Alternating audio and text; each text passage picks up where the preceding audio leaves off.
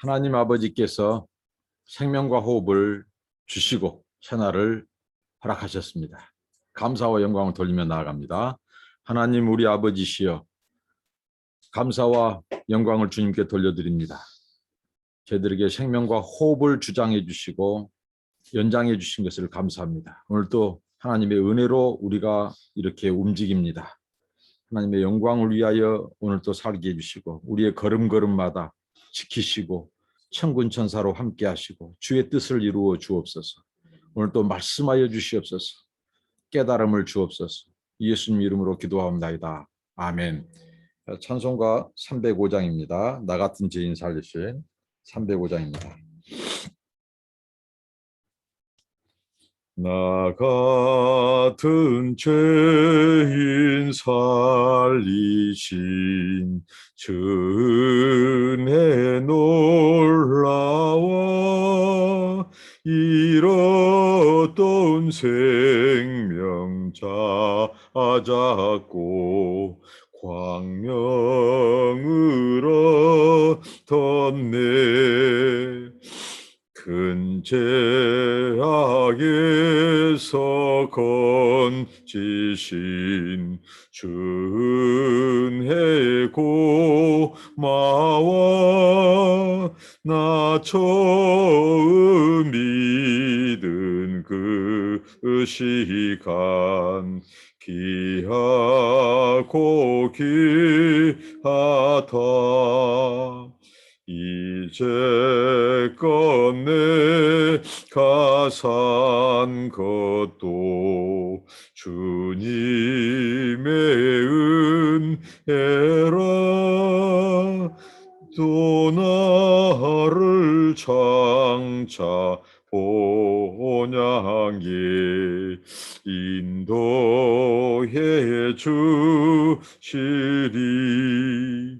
거기서 우리 영원히 주님의 은혜로 해처럼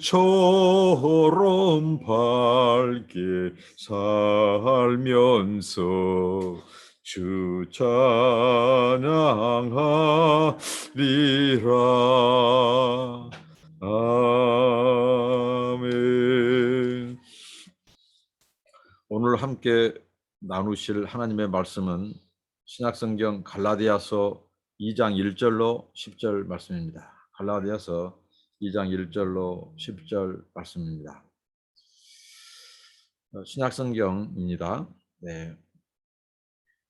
이 갈라디아 교회의 성도들에게 사도 바울의 편지, 갈라디아 지역에 있는 성도들이 지금 어떻게 보면 위기 상황이라고 볼 수 있습니다.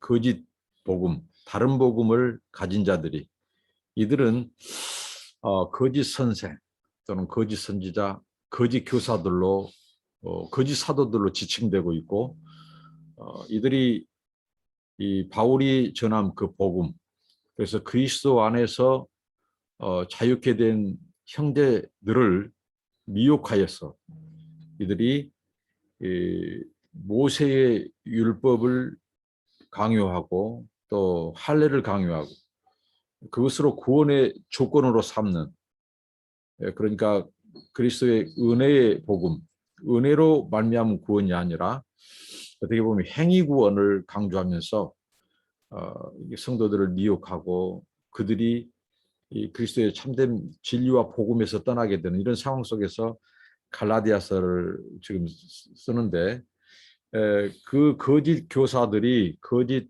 선지자들이 사도 바울의 이 사도권, 사도 바울을 사도로서 인정할 수 없다는 것, 그리고 그가 전한 복음까지도 받아들이지 않는, 인정하지 않는 이런 상황 속에서 사도 바울은 자신의 이 사도권을 변호하고 또 복음 계시, 이 모든 것이 하나님과 그리스도로 말미암은 것이다.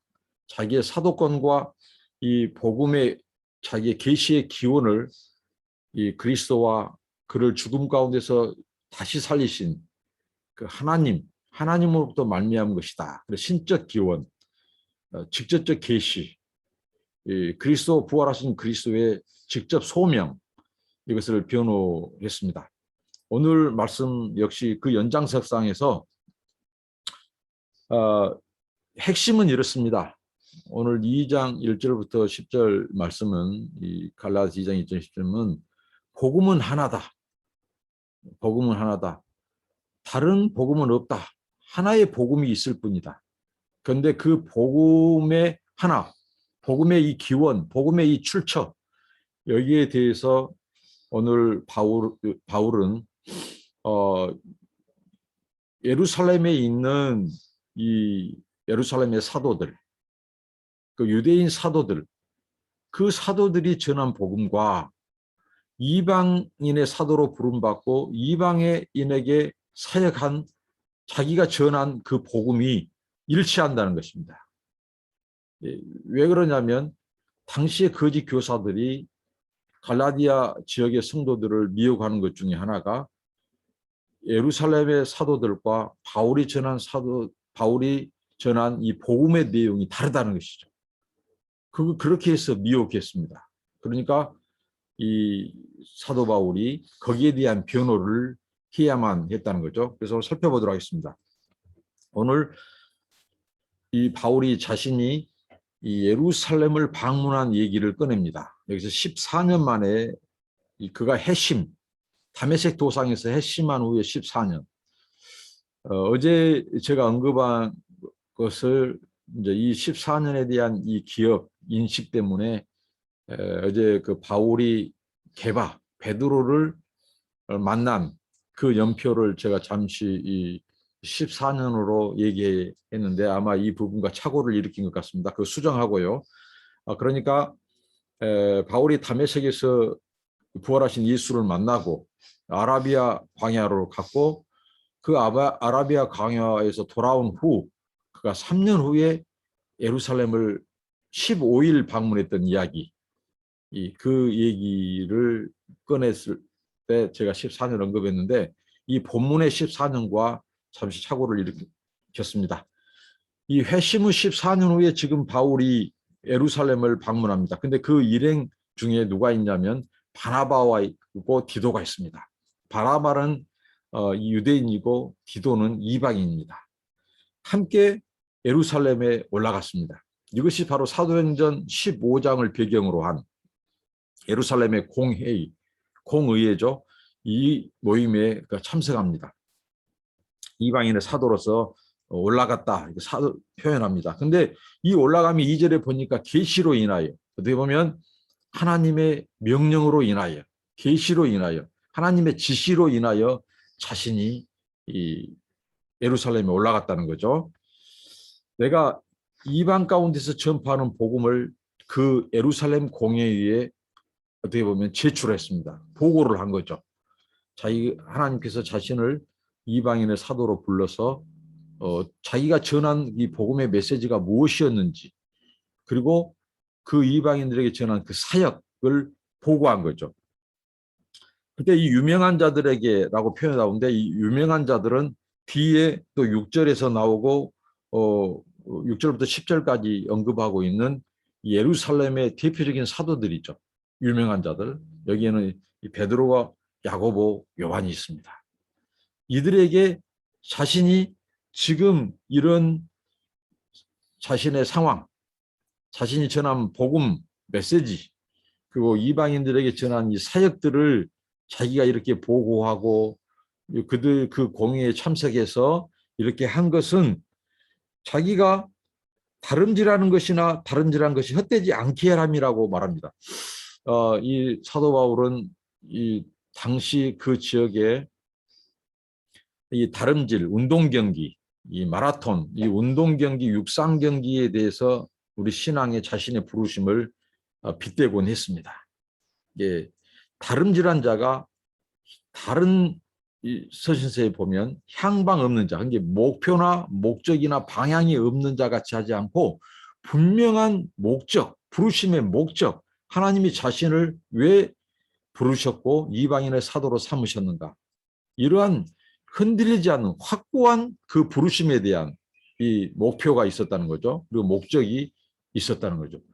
거기에서 자기가 헛되지 않게 하려 함이라 이렇게 말을 합니다. 예루살렘을 방문한 목적도 바로 자신의 이 사도권 그리고 자신이 전한 이 복음이 사사로운 사람들에 의한 것이 아니라 사람들이 가르쳐준 것이 아니라 그리스도께 직접 받은 것이고 그리스도가 자신을 이방인의 사도로 직접 호출했고 소명하셨고 부르셨다. 그리고 어떻게 이방인들에게 하나님께서 자신을 통해서 일하셨는가. 그 사역을 말한 것은 자신이 하나님의 부르심의 그 목적의 지금 일환으로 지금 자신이 예루살렘을 방문했고 그래서 제가 사도 바울이 거기에서 지금 자신을 보고한 복음을 제출한 이방 가운데서 전파한 복음을 그들에게 말하는 그 얘기를 한 것입니다. 그래서 3절에 그러나 나와 함께 있는 헬라인 디도라도 억지로 할례를 받지 아니하였으니 예루살렘을 방문했습니다. 예루살렘 공의회를 방문했습니다. 거기서 네노라라고 하는 예루살렘의 사도들이 있죠. 베드로, 야고보, 요한을 비롯해서. 그런데 그 지도자들이 공의회에서 단 한 사람도 지금 바울과 함께 간 일행이 바나바가 있고 근데 바나바는 이 유대인이에요. 근데 디도는 이방인이에요. 근데 디도가 그 예루살렘 회의에 참석했지만 어느 누구도 그 이방 사람 디도에게 할례를 요구한 사람이 없었다는 것입니다.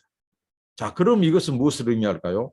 그러니까 이미 지금 예루살렘 공의회에 무르익은 이제 그 편견의식, 그 유대인만의 그 독특한 선민 사상, 선민 의식이 깨지고 있다고 하는 것입니다. 그 정점이 바로 사도행전 10장의 고넬료 사건이죠.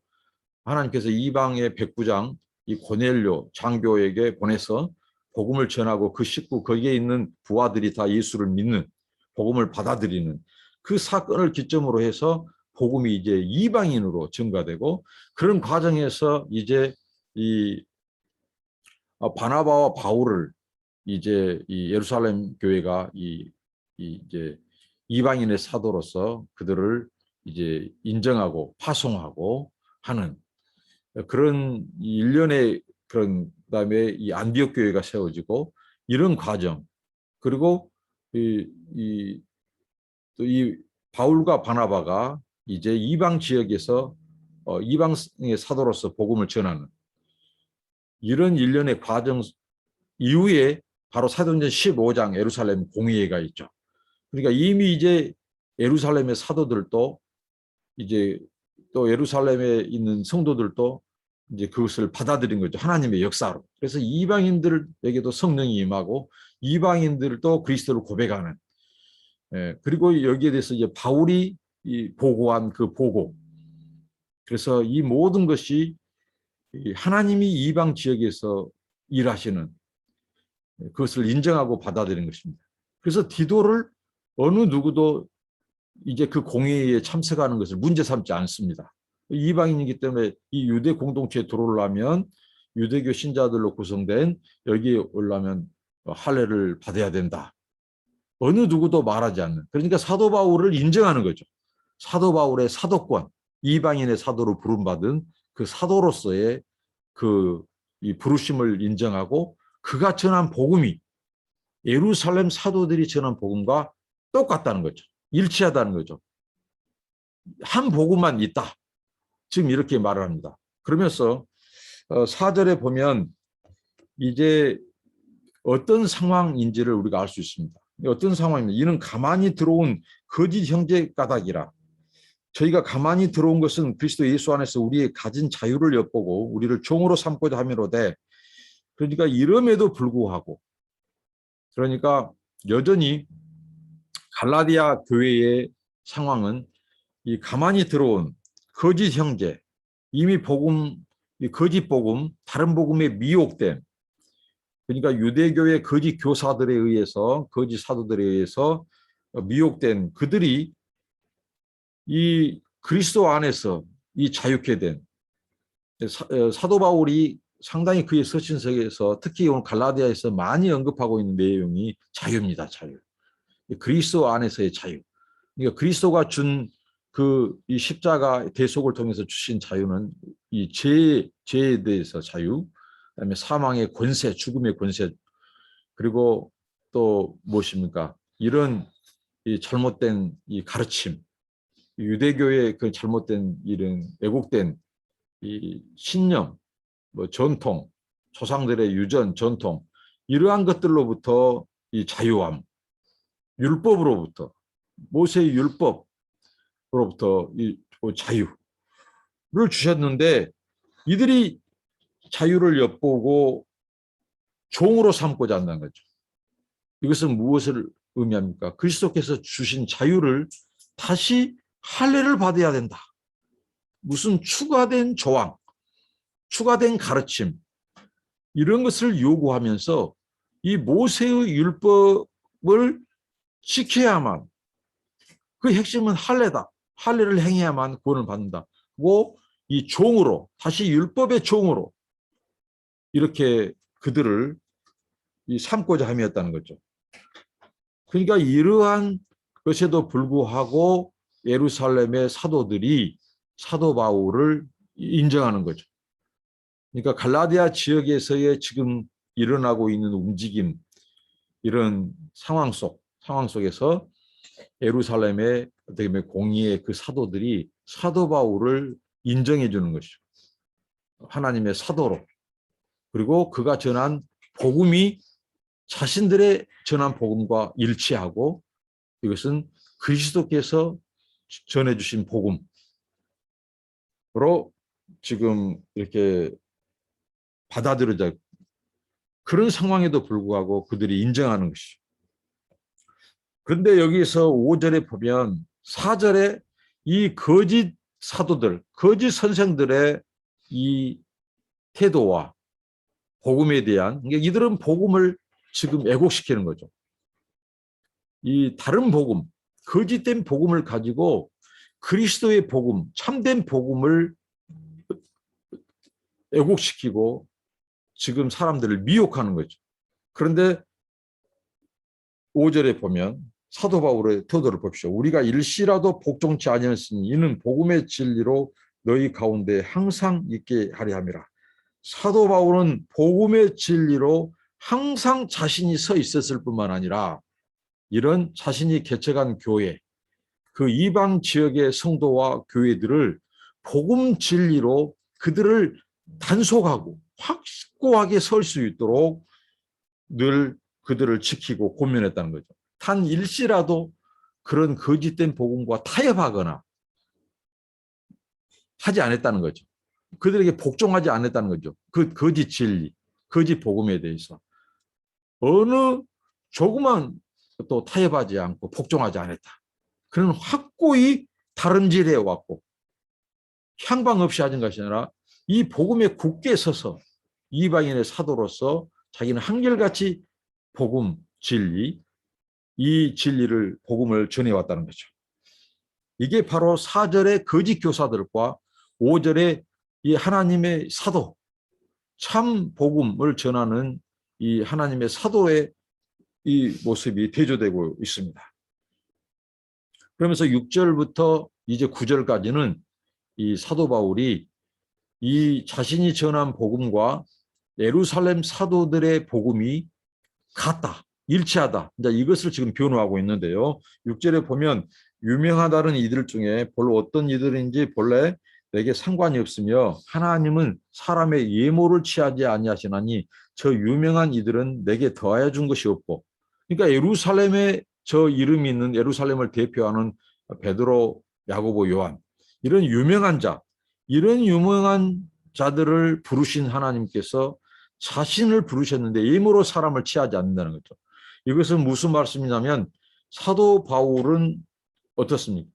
그리스도 이 예수를 아주 핍박하는 자이죠. 그리고 그의 교회를 이 박해하고 찬멸하려고 했던, 파괴하려고 했던 자, 그리스도의 핍박자, 그리고 교회를 어떻게 보면 무너뜨리려고 하는 아주 포악한 자였죠, 사도 바울은.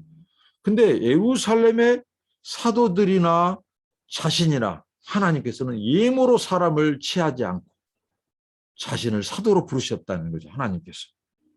그리고 그 유명한 예루살렘의 사도들이 바울에게 가르쳐준 자가 없어요. 유명한 일은 내게 더하여 준 것이 없다.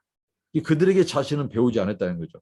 결국은 무슨 말이냐면 자신을 부르신 부활하신 그리스도가 자신을 직접 부르셨고 또 자신에게 직접 계시하셨고 다메섹 도상에서의 그 강한 빛으로 3일 동안의 눈먼 그 기간 동안 그리고 아라비아로 내려갔을 때 그가 직접 이 그리스도께서 자신의 이 복음을 집대성해 주는 신학적인 체계, 복음의 체계를 그에게 어떻게 보면 심어준 저 유명한 이들이 내게 더하여 준 것이 없다는 거죠. 하나님의 부르심은 자신 같은 그리스도를 핍박하고 교회를 박해했던 자신을 예모로 부르지 않고 부르셨고 또 그 복음도 저 사도들이 자신에게 유명한 자들이 가르쳐주거나 전수해주지 않았다는 거죠. 그리스도에게 직접 어제 제가 표현했죠. 저자 직강 이 복음이신 그리스도가 바로 자신을 이 복음 진리 성경 계시를 바로 계시해 준 그것을 지금 말하고 있습니다. 그리고 7절에 도리어 내가 무할례자에게 복음 전함을 맡기를 베드로가 할례자에게 맡은 것 같이 한 것을 보고 그러니까 이 사도 바울은 하나님께서 자신을 무할례자 이방인들의 사도로 그 복음 전함을 맡겨주셨다는 거죠. 또 베드로는 할례자 바로 유대인들의 사도로 예루살렘의 사도로 하나님께서 그에게 맡겨주셨다는 거죠. 그러니까 복음은 하나다는 거죠. 바울이 전한 복음 그리고 이 베드로 유대인들을 대표하는 이 예루살렘의 사도인 베드로의 전한 복음이 일치하다 이거죠. 그런데 언제 그 유명한 예루살렘의 사도들이 바울에게 복음을 가르쳐주거나 전수하거나 심어주지 않았다는 거죠. 그런데 일치하다는 것입니다. 이것을 통해서 자신의 사도권과 그가 전한 복음의 그 기원을 이렇게 다시 지금 변증하고 있습니다. 그러니까 하나님의 부르심은 다르다. 자신은 이방인의 사도로 베드로는 유대인들의 사도로. 그런데 이제 우리가 성경에 보면 베드로가 이 유대인의 사도로 부름받았지만 그가 이방인들에게도 복음을 전한 흔적은 여러 군데서 발견되고요. 그다음에 바울이 역시 이방인의 사도로 부름받았지만 그는 또 유대인의 회당에 찾아가서 유대인들에게도 복음을 전했습니다. 그러니까 복음은 유대인이나 헬라인에게나 어느 종족에게나 복음은 제한되지 않는다는 것, 제한하지 않는다는 것. 그들이 주로 이방인의 사도, 유대인의 사도로 부름받았지만 그들이 전한 복음의 장벽은 어느 것도 막을 수 없고 없었다는 것입니다. 이것을 언급합니다. 그러면서 8절에 베드로에게 역사하사 그를 할례자의 사도로 삼으신 이가 또한 내게 역사하사 나를 이방인의 사도로 삼으셨느니라. 그러니까 베드로의 부르심이나 이방인의 사도로 부르신 그 자신의 부르심이나 그리스도로 말미암는 것이다. 하나님으로 말미암는 것이다. 하나님의 주권적인 부르심, 하나님의 은혜로운 부르심을 지금 얘기하고 있습니다. 이 모든 이 변호가 결국은 자신의 사도권 그리고 그가 전한 복음의 기원이 그리스도로 말미암다는 것. 어느 사람으로 말미암은 것이 아니라 자신을 부르신 분은 그리스도고 하나님이시고 그리고 그 그리스도를 통해서 자기가 복음 계시를 전달받았다. 지금 이렇게 말을 하고 있습니다. 그러면서 9절에 또 내게 주신 은혜를 알므로 기둥같이 여기는 야고보, 게바, 요한도 나와 바나바에게 교제의 악수를 하였으니 이는 우리는 이방인에게로 저희는 할례자에게로 가게 하려 함이라. 그러니까 서로가 하나님의 부르심, 하나 이방인의 사도로 또 유대인의 사도로 이렇게 서로 악수하고 그리스도 안에서는 이 복음 안에서는 하나다는 거죠. 나뉘어지지 않는다는 것이죠. 이 거짓 복음, 거짓 교사들이 가르친 그 다른 복음에게서는 나뉘어져. 근데 복음은 하나입니다. 가르침이 하나예요. 근데 이들이 부르심 받은 출신 성분도 다르고 부르심의 그 목적도 다르고 위치도 다르고 하지만 그들이 전한 복음, 이 메시지, 이 내용은 일치했다는 거죠. 하나였다는 거죠. 이방인의 사도로 또 한 사람은 이 유대인의 사도로 하나님이 부르셨지만 서로 그 부르심의 영역은 다르지만 그 사명의 위치는 다르지만 그들이 전한 메시지, 그들이 전한 복음은 나뉘어 줄 수 없다. 하나다는 거죠. 그래서 악수의 표현은 바로 그들이 무할레자나 유할레자나 할레자나 똑같다는 거죠. 그리스도 안에서 어떤 것도 요구하지 않았습니다. 거기 디도가 와 있지만 그 예루살렘의 사도들이나 그 유대교에서 이 기독교로 개종한 그 사람들도 어느 누구도 디도가 이방인이라고 할례를 요구하지 않았습니다. 그리고 악수를 청했습니다. 그리스도 안에서 한 동역자, 한 형제다. 우리는 복음 안에서 한 복음의 일꾼이다. 서로 이 부르심의 영역은 다르지만 사명은 다르지만 이방인의 사도로 유대인의 사도로 부름받았지만 우리에게 주신 메시지, 그 복음은 일치하고 하나다. 이 파트너십, 동역자십을 나누고 복음 안에서의 하나, 이 다른 복음은 없다. 하나의 복음만 있는데 그 복음은 하나이다. 이것을 확고히 지금 예루살렘 공의에서의 일어난 일들을 사도 바울이 지금 갈라디아 지역에 있는 성도들에게 지금 변호하고 자신의 얘기를 하고 있습니다. 그러면서 이 복음은 어떤 복음이냐? 10절입니다. 다만 우리에게 가난한 자들을 생각하는 것을 부탁하였으니 이것을 나도 본래 힘써 행하노라. 누가 부탁했습니까? 예루살렘 공의회의 그 대표적인 사도들, 베드로, 야고보, 요한, 이 사도들이 이 바울 일행, 그러니까 바울과 바나바와 디도에게 무엇을 이들이 부탁했냐면요, 이 가난한 자들에 대한 구제를 부탁했습니다. 가난한 구제. 그러니까 이것만 봐도 일치하는 거예요, 일치. 그러니까 예루살렘 공의회에서 만약에 가난한 자들을 구제하는 문제를 믿음과 할례의 문제로, 논쟁적인 문제로 만약에 이들이 받아들이고 있었다면 어떻게 될까요? 부탁하는 정도가 아니라 너희들 반드시 가난한 자들을 구제해야 그 율법, 이게 율법, 그 외식적인 율법 조항으로서 그 가난한 자들에게 이 구제를 해야 너희가 구원받는다. 이런 행위복음, 은혜의 복음이 아니라 행위의 복음 측면으로 예루살렘의 사도들이 만약에 이들에게 요구했다면 이것은 행위복음이 되는 것입니다. 행위 구원이 되고 행위 복음이 되는 거예요. 그런데 이들에게 가난한 자들에게서 부탁한 것은 예루살렘의 사도들과 공의의 결정이 이 가난한 자들에 대한 구제의 문제는 그들이 이 그리스도의 사랑을 전하는 임무, 사랑의 계명, 사랑의 임무로서의 이 가르침, 이런 구제였다는 거죠.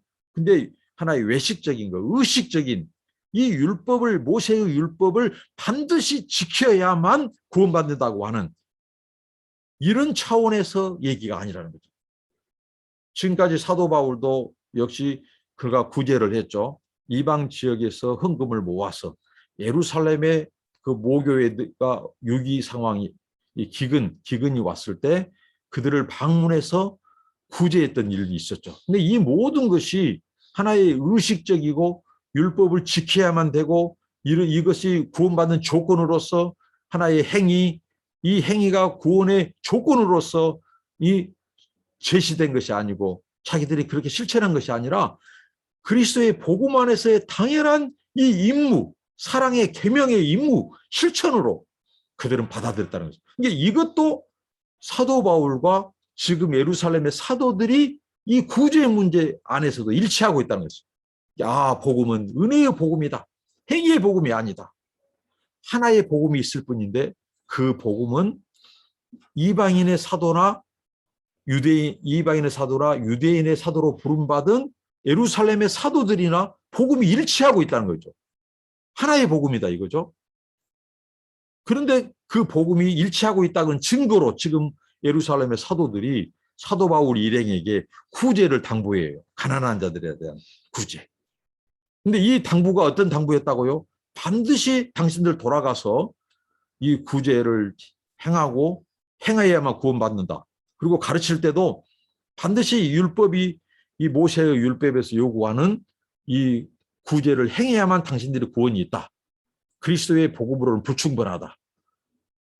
하고 이렇게 강요하고 그것을 명령하고 그렇게 했다면 이것은 바로 이들이 전한 복음이 일치하지 않는 것이죠. 이렇게 하나님께서는 이 역사하시고 섭리하셨습니다.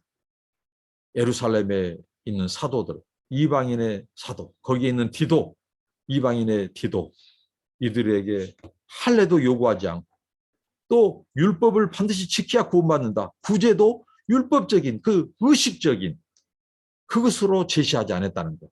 그냥 그리스도의 사랑의 계명을 실천하는 교회의 마땅한 임무로 이렇게 제시되고 있다고 하는 것입니다. 여러분, 복음은 하나입니다. 그리고 복음 안에서 우리는 또 하나입니다. 우리의 사명도 하나입니다.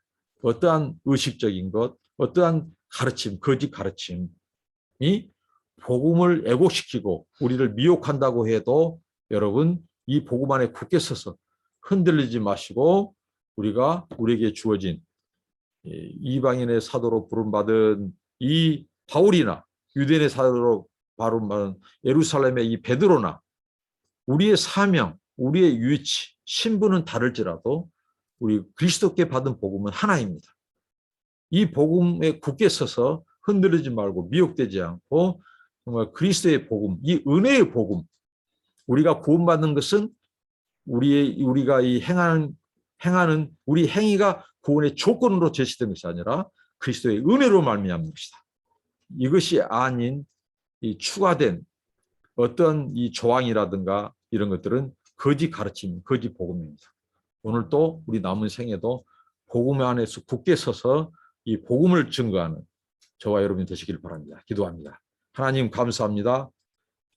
복음의 일뿐, 이 하나의 복음 안에서 자유하고 우리가 그리스도께서 자유하게 된 이 복음을 다시 이 종으로, 율법의 종으로 의식적이고 외식적이고 사람들의 이 잘못된 가르침으로 인하여 미혹되고 이단들에 의해서 미혹되는 그런 일이 없도록 우리를 진리의 견고한 터 위에 세워주시고 이 진리, 복음의 증인들이 되게 하옵소서. 예수님의 이름으로 기도합니다. 아멘. 여러분들을 축복합니다. 감사합니다.